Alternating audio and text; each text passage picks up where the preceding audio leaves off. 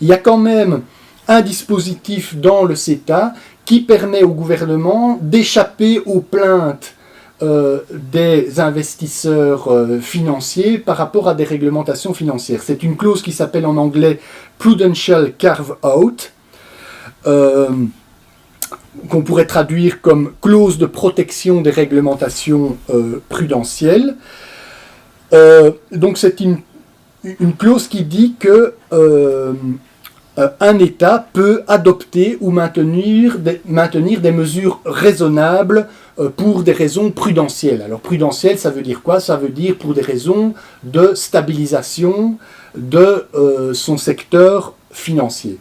Alors ça peut paraître une sorte de victoire des gouvernements, en tout cas des gouvernements qui veulent réglementer, en disant si on a des plaintes d'investisseurs privés contre des décisions qu'on prend en matière financière, on est protégé grâce à cette clause, sauf que cette clause est quand même extrêmement ambiguë et restrictive. Il y a plusieurs restrictions qui sont introduites dans le texte du traité.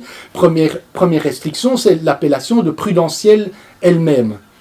Il n'y a pas de définition reconnue internationalement de ce qu'est une mesure prudentielle ou pas. Deuxième restriction, c'est que le texte du CETA dit que les États peuvent adopter des réglementations prudentielles à condition qu'elles restent raisonnables, objectives et proportionnées par rapport à l'objectif qui est poursuivi. Donc de nouveau là, ce sont des notions subjectives dont le contenu n'est pas prédéterminé. Et donc la question cruciale, c'est de savoir qui en dernier ressort va pouvoir déterminer le sens de prudentiel, le sens de raisonnable. Et en fait, la réponse, elle est simple. En dernier ressort, c'est le tribunal d'arbitrage, donc le fameux ICS, donc les arbitres à l'intérieur de ce tribunal d'arbitrage qui détermineront le sens de ces notions qui sont à ce stade des notions floues. Alors, il y a une procédure compliquée qui est mise en place, c'est-à-dire que dans le cas où un État dit qu'une de ses réglementations est prudentielle et qu'un investisseur l'attaque, bon, la discussion arrive tout d'abord entre les gouvernements eux-mêmes, donc le Canada et l'Europe discutent, est-ce que votre réglementation est véritablement une réglementation prudentielle ou simplement un obstacle au commerce? Mais dans le cas où les gouvernements ne s'entendent pas, n'arrivent pas à avoir une position commune sur ce qu'il faut entendre par prudentiel, sur ce qu'il faut entendre par raisonnable, la question revient à un tribunal d'arbitrage, c'est-à-dire que l'investisseur peut reprendre sa plainte, peut la déposer devant un tribunal d'arbitrage, et c'est à ce moment-là les juges qui vont devoir déterminer si une réglementation prudentielle adoptée par un État est véritablement une réglementation prudentielle ou simplement une manière détournée de faire un obstacle au commerce.